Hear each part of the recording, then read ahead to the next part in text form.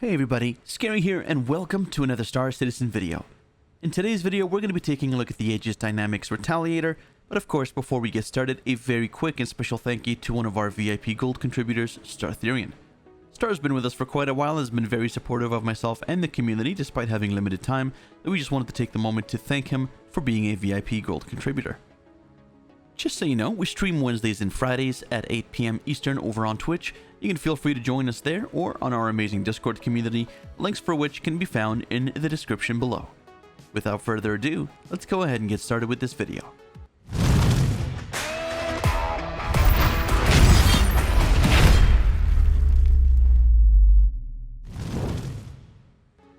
The Retaliator is a pretty amazing ship, suffice it to say, and it has a lot of amazing features that will definitely put a smile on your face. From a selection of 6 size 9 torpedoes to 5 turrets for all of your friends, and a really cool VTOL system that allows you to land just about anywhere you want to be and get to anywhere you want to go in short order. Let's go ahead and take a look at the external views of the ship first, and then we'll go ahead and take a look at the interior tour as always, followed by my recommendations on how to spec this beast out.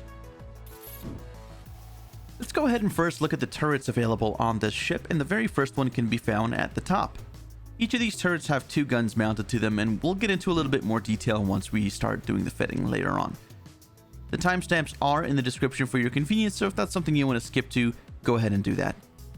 There's our second turret at the bottom here.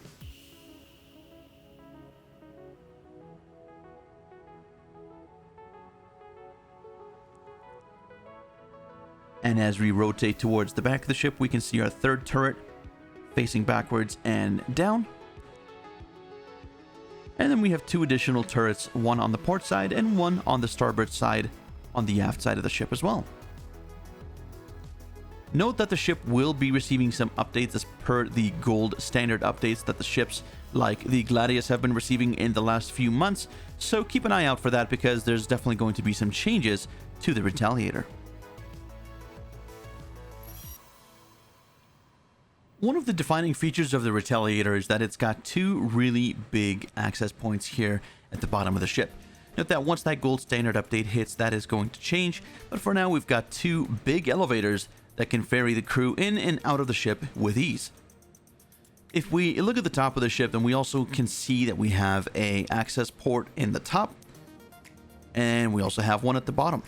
Again, this is something that's going to change, and the docking collar is going to be on the starboard side of the ship with a larger elevator on the port side.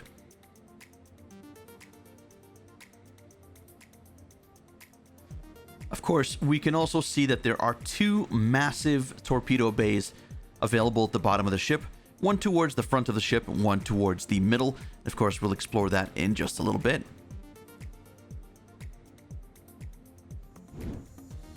Let's go ahead and take an interior tour of the Retaliator, and of course the best place to start would be inside the cockpit. The cockpit is, well, it's a lot to take in all at once. But let's go ahead and go over all of the details, and if you have any questions, make sure to leave those in the comments below. So there are no shortages of MFDs available here. We have quite a few of them. So as you can see, we've got our controls over to our left and to our right. Of course, there is an MFD over on the left-hand side here, and as we move towards the right side or the starboard side of the ship, we see another MFD.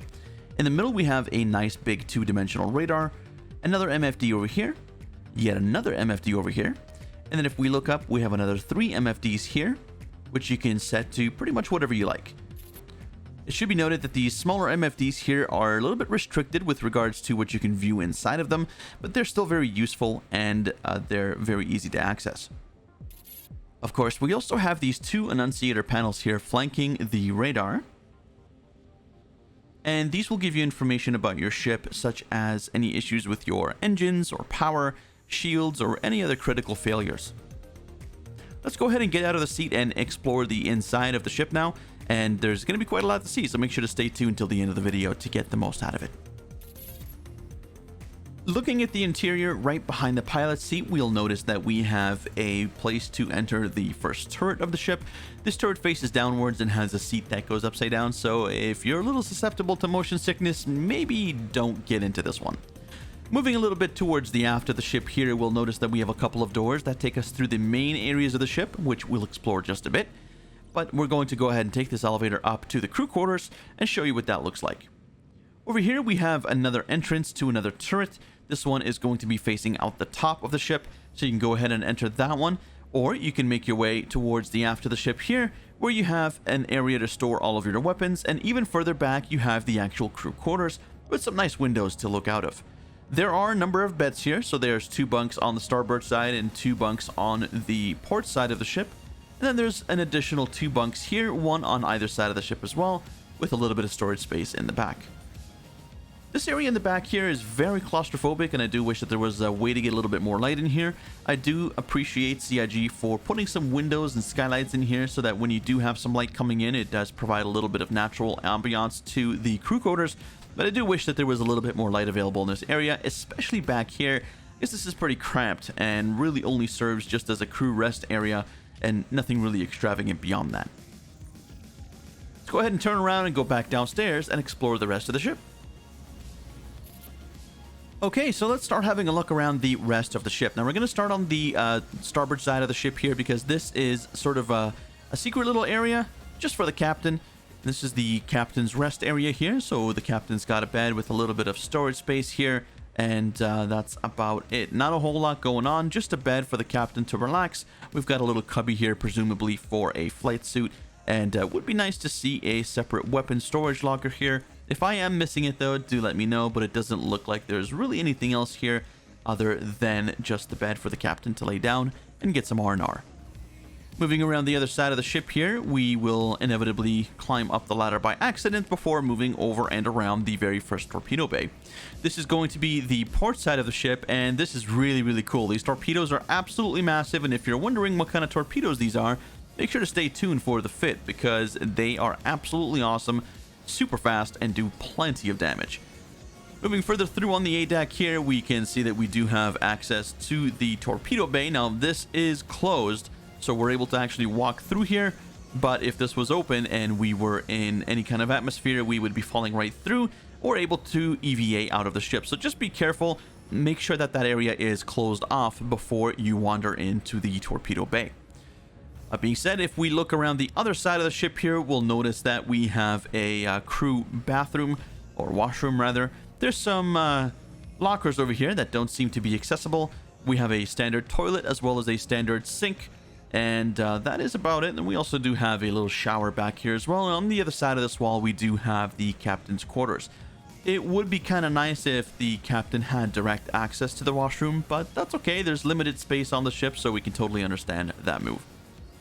Now this is where we come into the central area of the ship, and again we have one of our elevators here on the port side and one on the starboard side.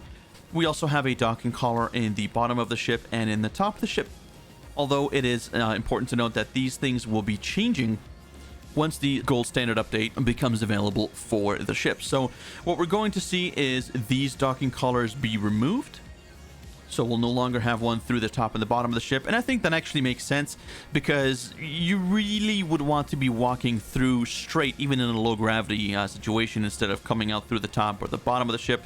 These really only serve well as access ports for EVA. But beyond that, if you're actually going to be attaching to a space station or something else, then you would definitely want to be able to just walk straight through. And I think that is what CIG's got on their mind. So these are going to be removed.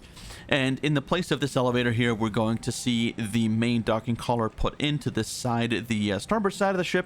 And then to accommodate more folks on the elevator, since we're going to be losing one of our elevators, this elevator will be made quite a bit larger. So it can accommodate most of the crew, if not the entire crew of the ship, to all get on the elevator at once, be able to get inside and get to their battle stations quickly. Let's go ahead and look on this side of the room here. And we do have sort of a central area here overlooking the next torpedo bay. There is an engineering panel in here as well. It doesn't really do a whole lot at the moment. You may be able to adjust certain systems of the ship, but this is something that one of your engineers will be able to use in the future to help you manage different systems of your ship. Then moving through, now we are again on the port side of the ship. Moving back, we can see that we have another 2 torpedoes back here. So we've got 2 in the aft torpedo bay, and we have 4 in the forward torpedo bay. Moving a little bit more forward here, we can see that we have access to yet another turret back here. And the same can be said if we walk around the other side of this torpedo bay. That'll take us over to the starboard side of the ship.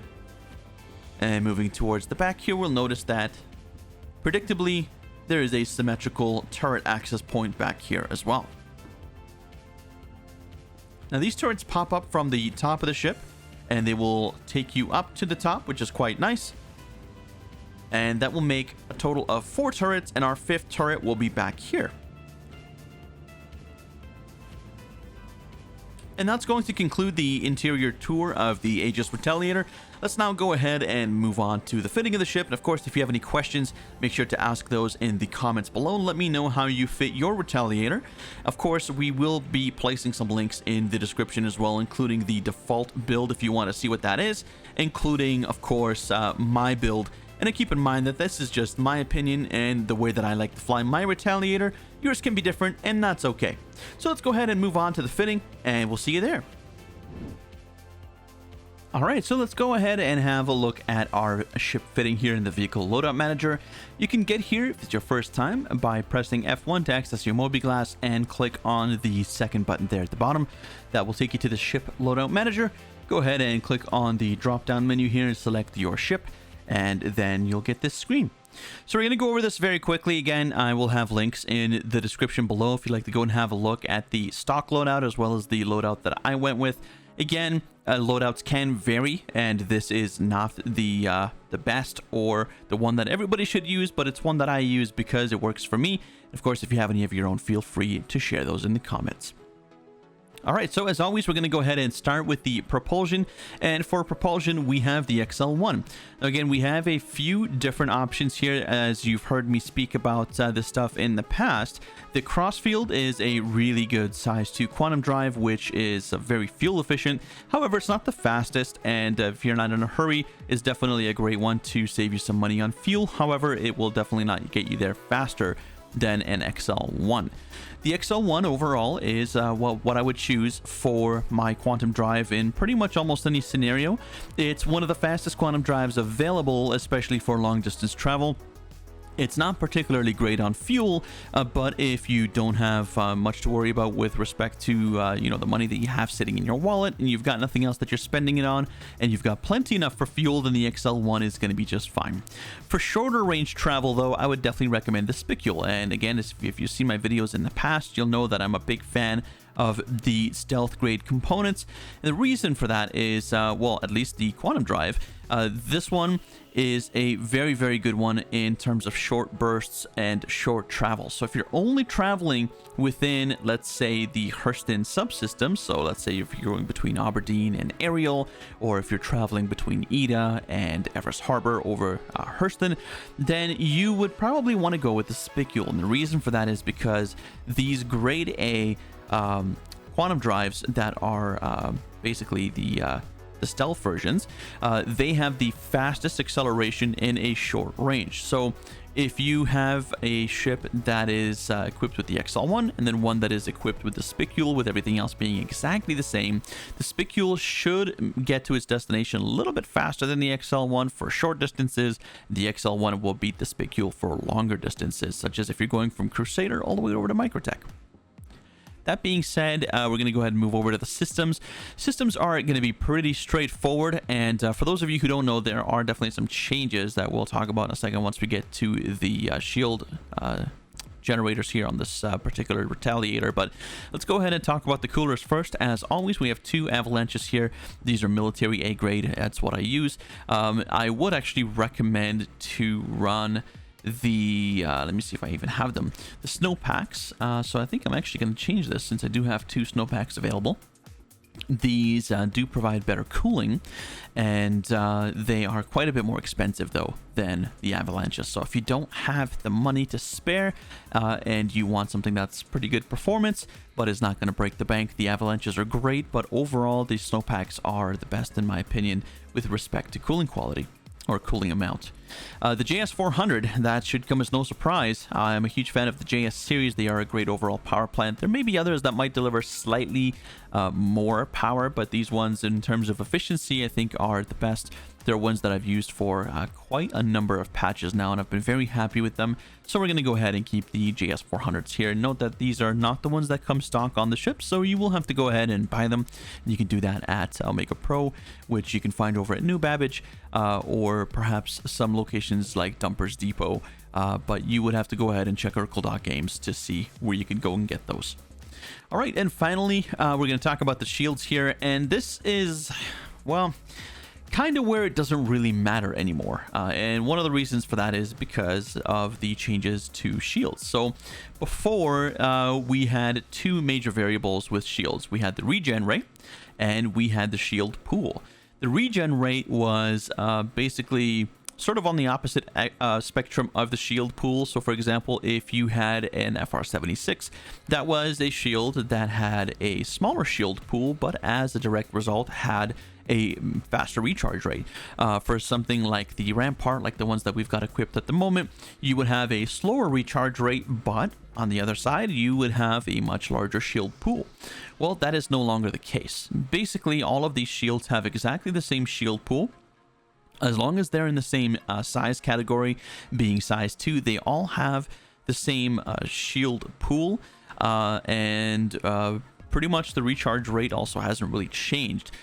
So the only thing that should really change your opinion about which one you have is if you want to run the Sukarans, which again have also been changed down from 100% to only 50% ballistic absorption.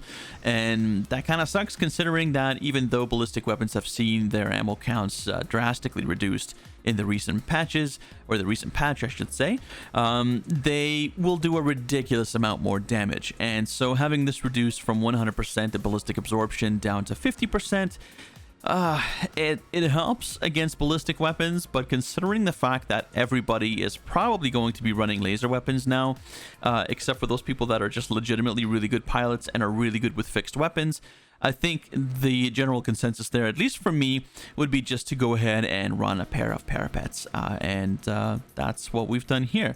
So if you want to do that, the only alternative that I would recommend to you would be to run the Sukaran. They should have exactly the same amount of HP. Again, you can go ahead and double check over on the Oracle.games website, but these will definitely have the benefit of being able to absorb 50%. So that basically what that means is when you're being shot at with ballistic weapons, 50% of that damage will be absorbed by the shield itself until the shield is gone, at which point you'll be taking 100% damage from those weapons.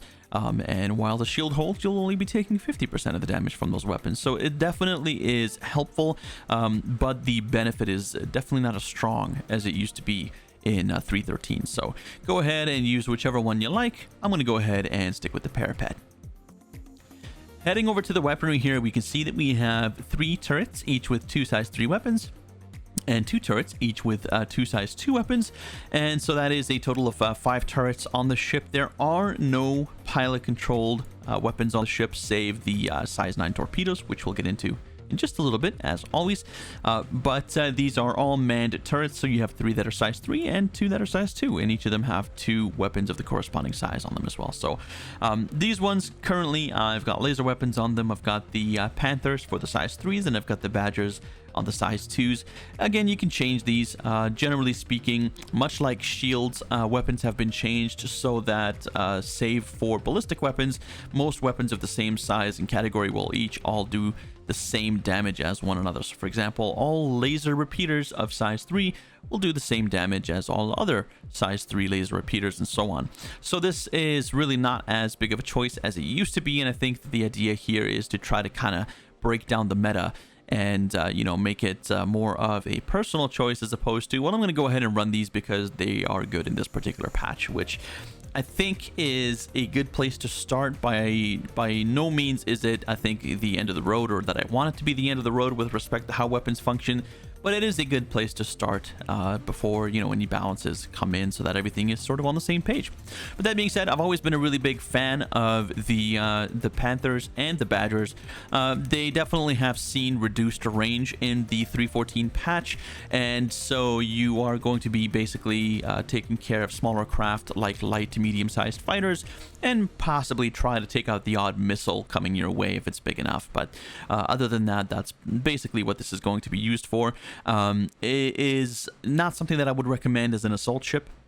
You know, you are in a heavy bomber. These are more deterrents than they are offensive weapons, in my opinion. Again, if you have a different opinion, let us know why and what it is down in the description. But these are mostly to help with point defense and against smaller ships that this will not be able to outmaneuver, so that it can go ahead and do its job against ships that are much, much larger. So we're going to go ahead and move over to the paint. This is totally arbitrary, but here I've got the Twilight livery, and I've also got the gray. I do actually kind of like the gray a little bit more, so we'll go ahead and stick with that. You can go ahead and pick whatever you want here.